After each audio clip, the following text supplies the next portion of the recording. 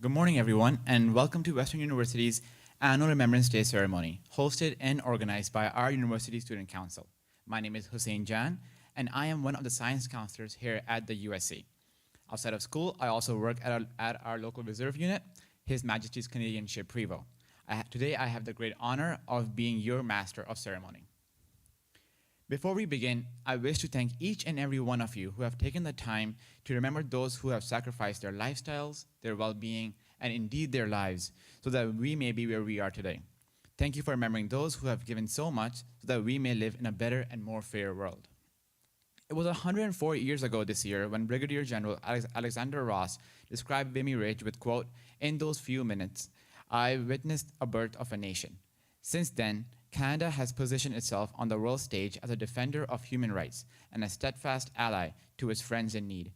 Whether it be the Great War, World War II, the Korean War, the Persian Gulf War, or the war in Afghanistan, our sailors, soldiers, and aviators have continuously made sacrifices for not only the Canadians they know, but also for those they have never met.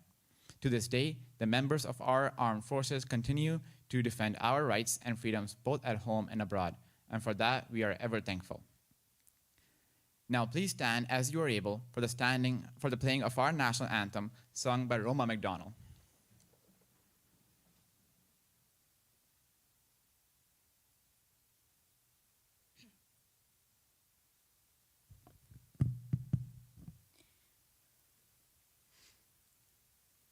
Oh, Canada, our home and native land, true patriot love in all of us command. With glowing hearts we see thee rise, the true north, strong and free. From far and wide, oh Canada, we stand on guard for thee. God keep our land glorious and free.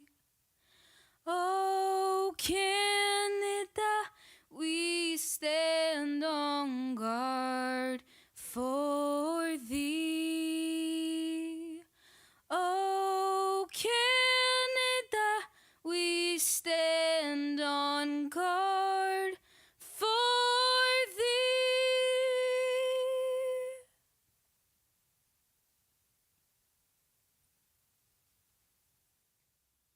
Thank you, Roma. I'd now like to ask, please be seated. I'd now like to ask the Vice President of Student Services, Bianca Guvira, to deliver the land acknowledgement.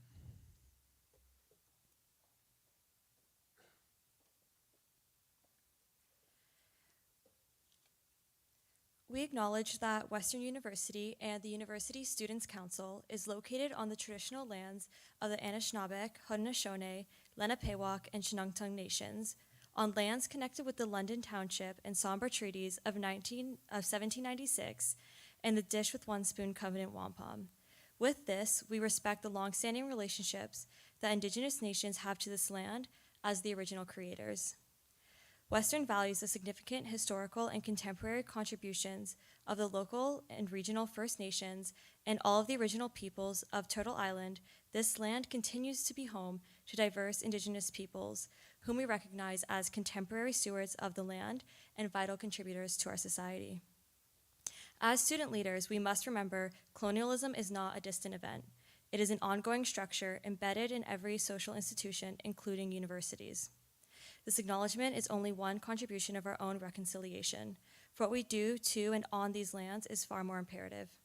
We accept responsibility as community leaders to contribute toward revealing and correcting miseducation, as well as renewing respectful relationships with Indigenous communities through our teaching, research, and community service.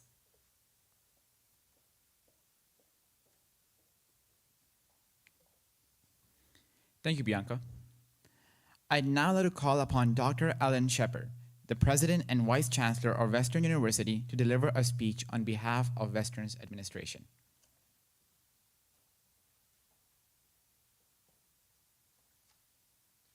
Good morning, everyone. It's a pleasure to be here with you this morning on this beautiful fall morning. Thank you for joining us today for this important ceremony of remembrance and recognition. For more than a century now, we gather each year to honor the men and women who have served our country, to preserve the rights and freedoms that we enjoy as Canadians, and to preserve democracy itself. We also take this opportunity to pay tribute to those who are serving today or have recently served in Canada's military and peacekeeping missions around the globe. Many of those who have served, as we well know, have sacrificed their very lives for us, and they've been Western students, faculty members, staff members, alumni of our university. And we take pride in the vital contributions they have made collectively over decades and in the wars that were mentioned earlier. More than 1 million Canadians have answered the call to duty around the world, and tens of thousands have not come home. Their names appear in memorials erected in towns and cities from coast to coast. When I was living in Montreal, I drove every morning past a very large memorial to people who had served in the forces. Always a sobering experience. And right here on campus, in the main foyer of the University College Tower, is a set of plaques actually engraved in stone and in bronze. Someone's daughter, someone's son, someone's grandson, fathers, mothers, husbands, wives, uncles, friends, neighbors who are affiliated with this university. And so we're pausing today to remember them, to give thanks for their sacrifices, and to express our gratitude for the grave sacrifices they made and their bravery and courage under what were undoubtedly very difficult circumstances. Thank you for joining us.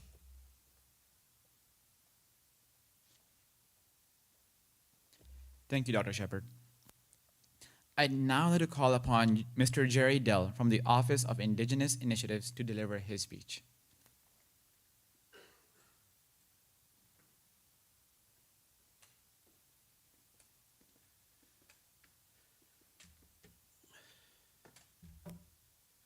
First off, let me position myself. I'm a 60 scoop survivor, so that means I was taken from my family in the 60s, but very fortunately, I was one of the people that got a good family, a loving family, and which enabled me to prosper and have a good life. So what I want to talk about today is our local heroes that have fought in the war, have received trauma, post-traumatic stress. Back in those days, they called it shell shock. And I want to talk about one of our local heroes, and that's, and I got to get the pronunciation right, Francis Pagamacabo. So I'm trying to get that right out of respect. And because back then they had a hard time pronouncing his name as well, they called him Peggy. But out of respect, I'm going to refer to his name as Francis. And we must remember our Indigenous heroes. As Canadians, we fail in that area. Americans do a much better job. The Americans can rewrite history and add many revelations and levels of heroism to their heroes. In Canada, we almost ignore our heroes. I'm not talking about the Marvel universe of fantastical unrealism. Sorry, Thor. Let us look at one of our most famous heroes, Francis Pagamacabo. He was an indigenous man born in 1891 on Perry Island Reserve, and that's very close to Perry Sound. He volunteered for World War I in 1914.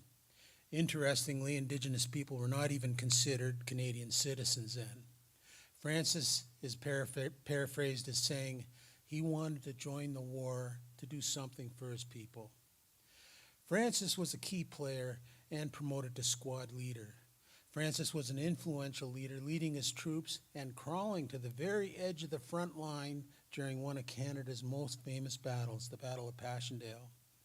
Francis had a fantastic reputation for going forward and for being humbly brave.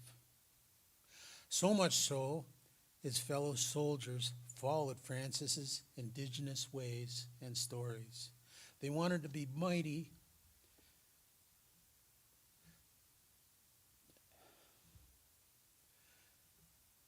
There are many things to share about Francis's life, but within these 5 minutes, I wanted to share some of his spiritual strengths inside the battle.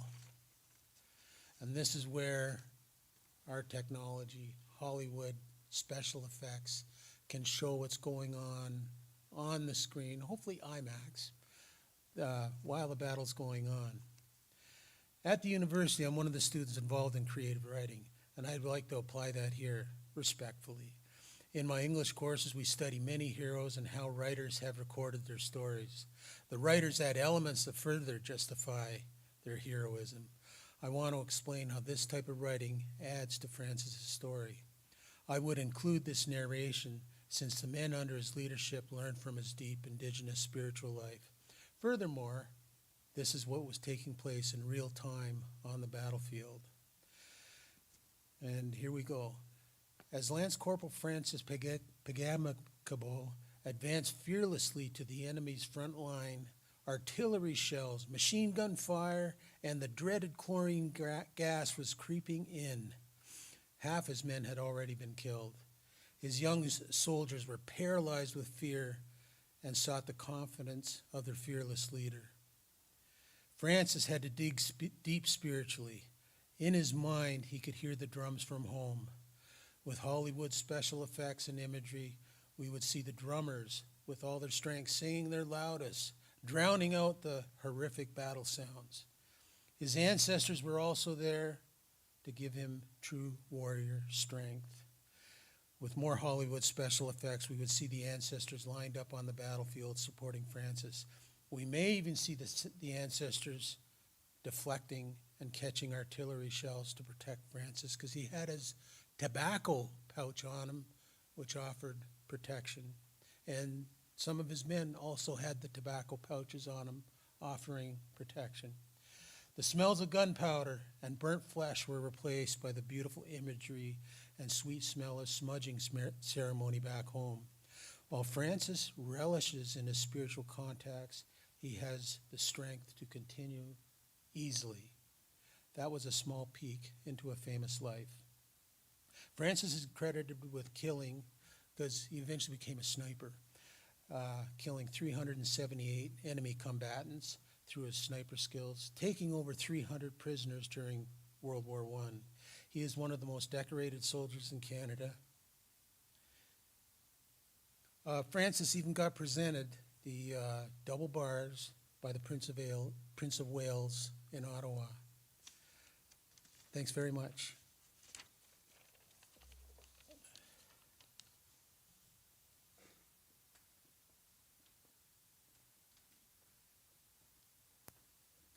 Thank you, Mr. Dell. I'd now like to call upon Sunday Ajak, the President and Chief Executive Officer of the University Student Council, to deliver a speech on behalf of Council and all undergraduate students.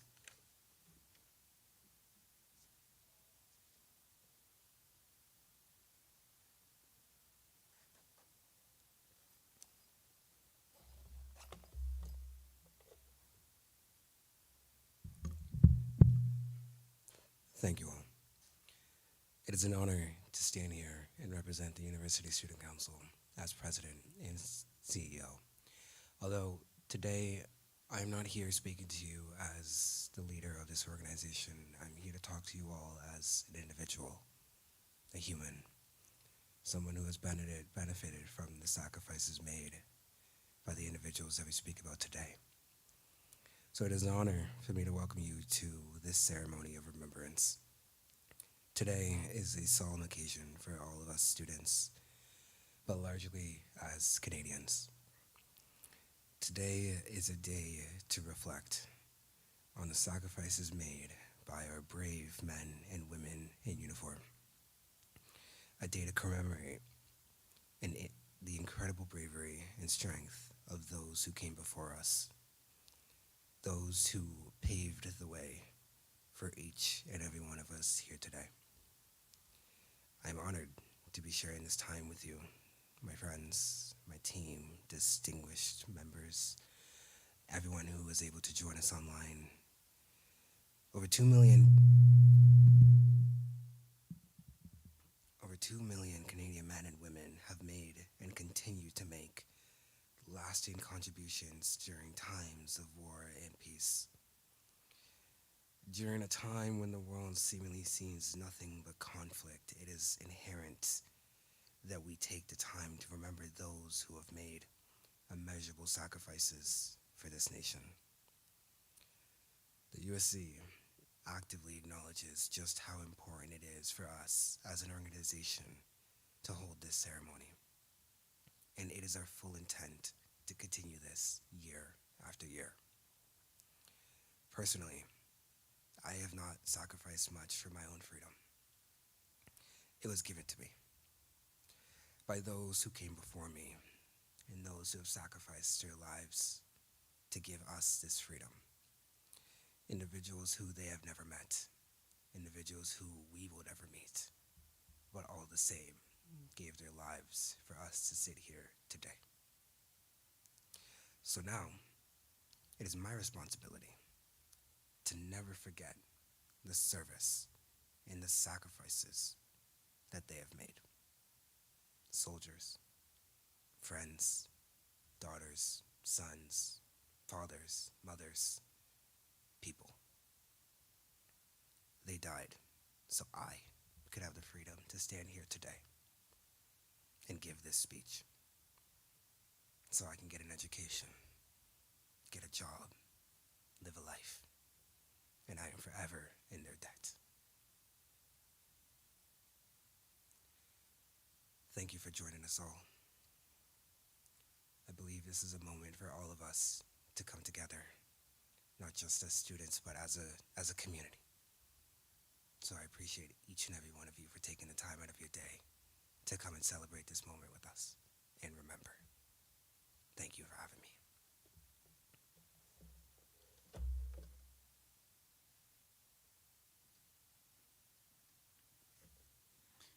Thank you, Sunday.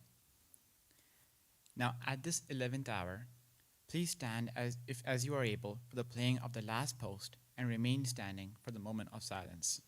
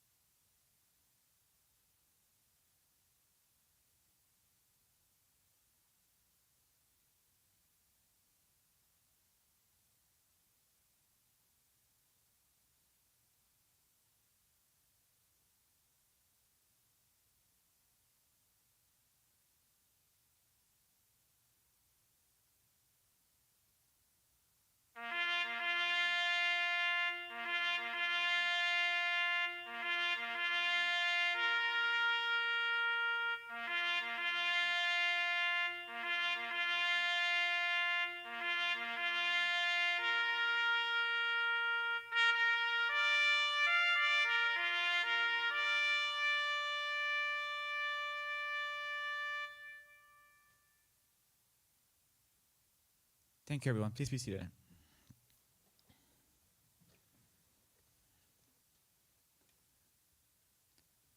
I'd now like to call upon Sub-Lieutenant Peter Kermack, a social science counselor here at the USC, to deliver In Flanders Field by Lieutenant Colonel John McRae.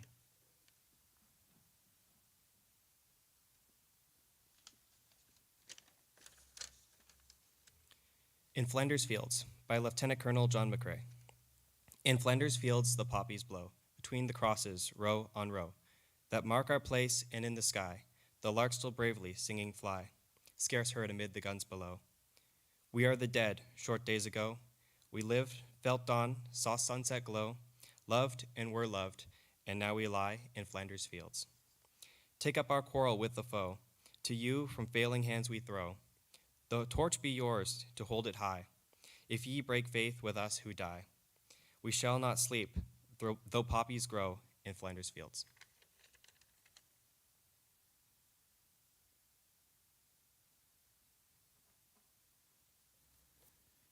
Thank you, Peter.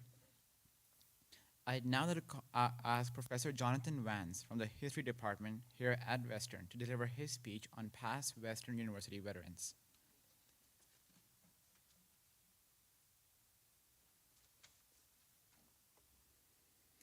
Thank you. As many of our speakers have said this morning, Remembrance Day is about people.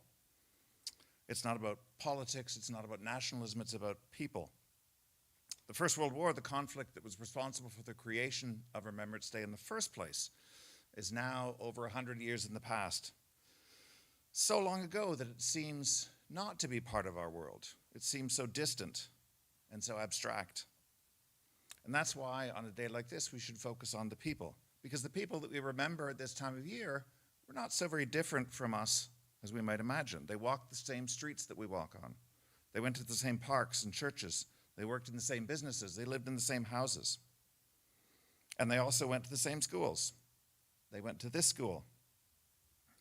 They were people like the Garrett family. The Garretts lived in East London on Hale Street. Between 1882 and 1899, Sarah Garrett gave birth to 12 children. The youngest of them was just a teenager when the First World War began. The other children, older children, had gone on to successful careers. Dalton had gone to medical school here at Western, had graduated in 1912 and become a doctor. Etta and Annie were both nurses. Alfred became a school teacher. Eldon was still a student here at Western, an art student. Knox was a student at Central Collegiate Institute here in London. Sarah must have been enormously proud of what her children had achieved. And then the First World War came and started to take her children away. Eldon enlisted in the 33rd Battalion on April Fool's Day 1915. Knox joined the 70th Battalion in September 1915. He was still in high school. He was only 17 years old, but he lied about his age and was accepted anyways. Alfred joined the Canadian Field Artillery in May 1916. Etta joined the Military Nursing Service in March 1917. Dalton joined the Canadian Army Medical Corps in January 1918. Was Sarah Garrett proud of the willingness of her children to serve in uniform? Probably, but she must have also been incredibly anxious for all of them to return to London. Eldon came back first before the war was over, unfit for further service because of bullet wounds in his chest and arm. Etta came back in 1919, apparently unscathed, and returned to her nursing career. Knox came back in 1919 as well, his chest shredded by enemy gunfire and missing most of one lung. He refused to talk about the war, which he referred to as a fool's game. He explained away his medals for gallantry, saying that he was just better than the other soldiers at hiding how terrified he was. They were the lucky ones. On the 28th of March, 1918, Alfred Garrett was killed in action at the age of 23. Then, on the 30th of September 1918, Dalton Garrett was killed in action, the doctor. Had he lived just another 6 weeks, he would have seen the end of the war. Now, as President Shepherd said, Canadian towns and cities have lots of memorials, often with lists of names of those who served and those who died.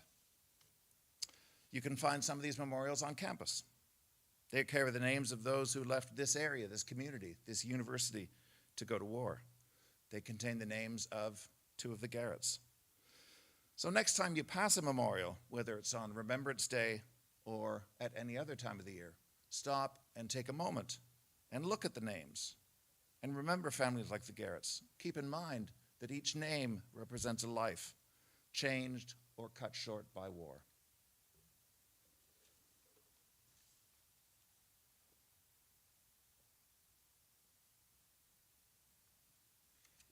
Thank you, Dr. Vance. I'd now like to ask retired Lieutenant Commander Mark Wendenbusch, a member of the Royal Canadian Navy for 29 years and a former commanding officer of HMCS Prevost, to speak about his own personal journey with remembrance.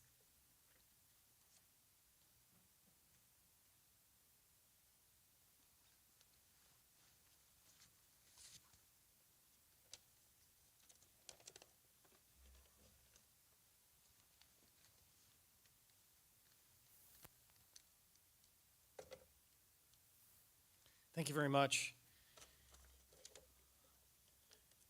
And thank you all for coming.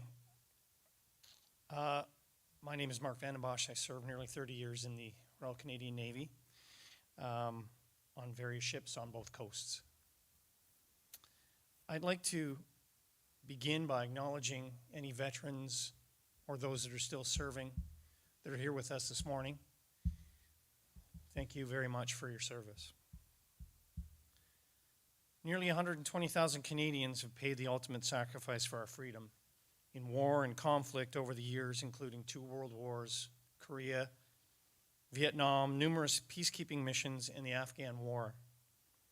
Members of our Indigenous communities are finally being recognized for their service with a separate day of remembrance on November 8th. A fitting tribute to a people who the government treated as a problem to be solved, who then served in Canadian uniforms for the cause of freedom despite this. I'm often asked how we can ensure that we continue to remember. We can recite numbers and places, but we have to find a way to make remembrance personal, as Dr. Vance has said. I'd like to share a few ways that I do that. One is by putting names to remembrance. Corporal George Price was from Falmouth, Nova Scotia. He was killed at 10:58 on November 11th, 1918. His patrol hadn't received word about the armistice. He was 26. Nursing sister Agnes Wilkie of Oak Bluff, Manitoba, she was killed in October of 1942 when the ferry she was traveling in on her way back from shore leave to base was sunk by a German U-boat in the Gulf of St. Lawrence. She and her friend Margaret spent hours in the water trying to calm the survivors. She died of hypothermia at the age of 38. Her friend Margaret Brooks survived and became the first woman to have a Royal Canadian Navy ship named in her honor. Private Kevin McKay was killed in Afghanistan in 2010, 2 days from finishing his tour. He was from Richmond Hill and he was 24. The second way of remembering is by personal experience. I served in HMCS Charlottetown, one of our new frigates. And in 1995, we traveled to the city of Charlottetown for our commissioning ceremony. And we invited a number of veterans to come and participate in that ceremony. Now, Charlottetown was the third ship to be named after the town. The first Charlottetown was sunk in the Gulf of St. Lawrence in 1942. And we invited members of that crew, members of the first Charlottetown, to be there for the commissioning. And so we took the ship to sea, and I was standing on the bridge, and a man who looked to be in his 80s was standing there looking intently at the helm console of the ship. And so I started a conversation with him. His name was Ray. And he told me that he was the helmsman on the first Charlottetown. So I said, "Would you like to take the helm?" And so I got the captain's permission, and we put this man on the helm. And for someone in his 80s, he instantly transported to that time in his 20s when he was serving his country. So he spent about 10 minutes on the helm and finished up. And when he finished, he had a tear in his eye, and he told me that he was the helmsman at the helm when the Charlottetown went down. And he did his best to keep the ship on course as it floundered, stayed with it until the captain gave the order to abandon ship.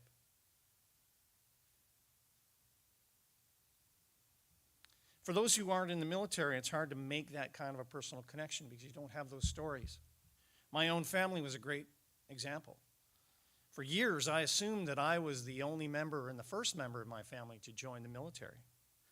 It wasn't until late 2009 that I discovered that wasn't true. John Foster Babcock became internationally known then as being the last surviving soldier from World War I. He was 108 at the time.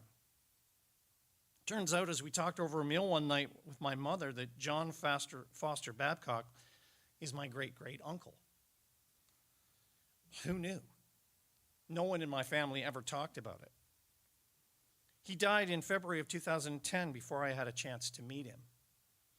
He was offered a state funeral, but he declined. He just didn't know what all the fuss was about. The government decided to hold a ceremony for him and all the other soldiers from World War I in April of that year, a fitting send-off. On the way home from that ceremony, I told my mother that I always assumed that I was the first member in the family to be in the military, and she said, "No, your Uncle Donnie was in the military as well." He was my grandmother's youngest brother, my great uncle. He moved to the United States as a boy, and so during World War II, he was a radio operator in the United States Army Air Force. And as a technical sergeant, he was in the 868th Bomber Squadron and crewed on a B-24 that was based out of an island in New Guinea. He died on September 21st, 1944, when his plane went down with all hands shortly after takeoff. The plane nor the crew were never found. He was 26. His send-off is a weathered memorial on a forgotten island in the South Pacific. Another way to remember is discovering connections, especially here in our community. As we've heard this morning, here at Western, we have many examples of how personal remembrance can be. Many of us walk through University College every day, but how many knew about the plaques in University College, or how many know that Memorial Tower was named for those that gave what Abraham Lincoln called the last full measure of devotion?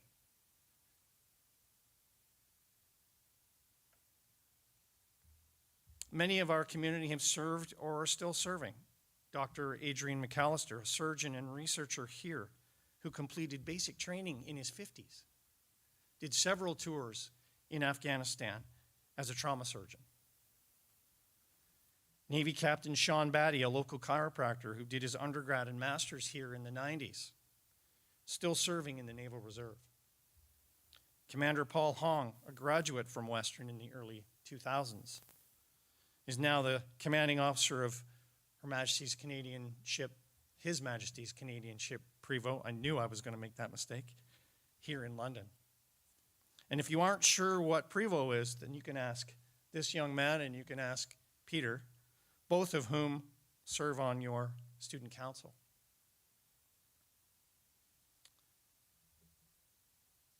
Finally, this is the tough bit. Remembrance Day is personal to those who served and returned, and for those who didn't. Many suffer from the effects of combat. I visited my friend Al on Tuesday. He's 98, and he still lives on his own with his service dog, Bo, because he still suffers the effects of remembering those days. Many others whom I know wrestle with their demons every day. Some are successful in beating them down. Many others have lost that battle.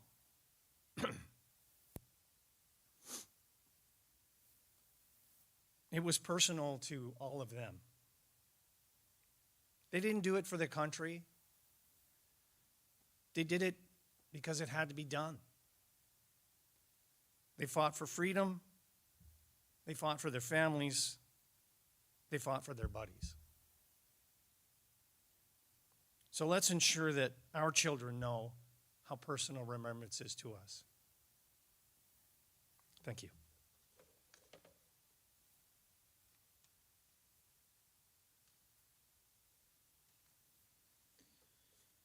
Thank you, sir, for those words. As we now bring the ceremony to a close, I would like to thank Western's administration, our history department, the USC, and all our student volunteers who put all of this together. I would like to particularly thank Meredith McFarland, the USC's Vice President of Orientation and Programming, and Peter Carmack, one of our Triple SC counselors, for taking the charge in planning this event. I will also like to thank all of our speakers who have taken the time to talk to us, and to all our members of the Canadian Armed Forces, both past and those present here today. As we go back to our everyday lives, I encourage you to be cognizant of the continuous struggle of our armed forces, their spouses, their children, indeed their entire families. The stories of selflessness, courage, and integrity are role models for newer generations, as they most certainly are for me. Thank you for your service. And to the audience, thank you for taking the time out of your day to attend this ceremony. This brings an end to this year's annual Remembrance Day Ceremony. Thank you.